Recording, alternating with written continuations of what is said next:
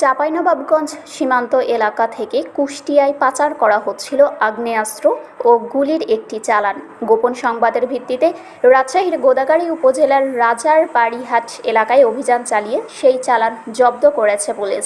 এই সময় একটি প্রাইভেট কার সহ এক তরুণী ও এক ব্যক্তিকে আটক করা হয়েছে। মঙ্গলবার বিকেল 4টার দিকে প্রেমতলী পুলিশ তদন্ত কেন্দ্রের একটি দল এই অভিযান চালায়। এতে অংশ নেন গোদাগাড়ী সার্কেলের সহকারী পুলিশ সুপার মির্জা মোহাম্মদ আব্দুস সালাম।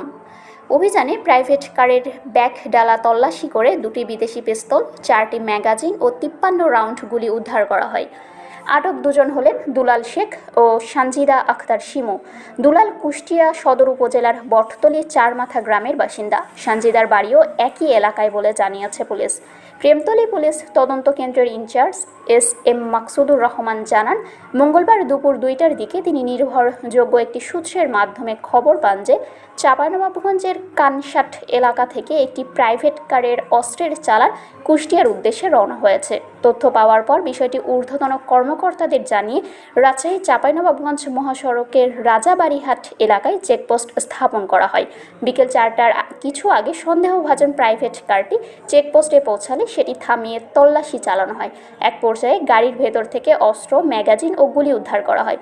পরে গাড়িতে থাকা দুজনকে আটক করে পুলিশ। মাকসুদুর রহমান আরও জানান, আটক ব্যক্তিদের জিজ্ঞাসাবাদ করে অস্ত্র চোরাচালান চক্রের অন্য সদস্যদের সম্পর্কে তথ্য সংগ্রহের চেষ্টা চলছে। এ ঘটনায় থানায় অস্ত্র আইনে মামলা দায়েরের প্রস্তুতি নেওয়া হয়েছে। মামলার পর বুধবার আটক দুজনকে আদালতের মাধ্যমে কারাগারে পাঠানো হবে। শারমিন শিমু, বরেন্দ্র টেলিভিশন।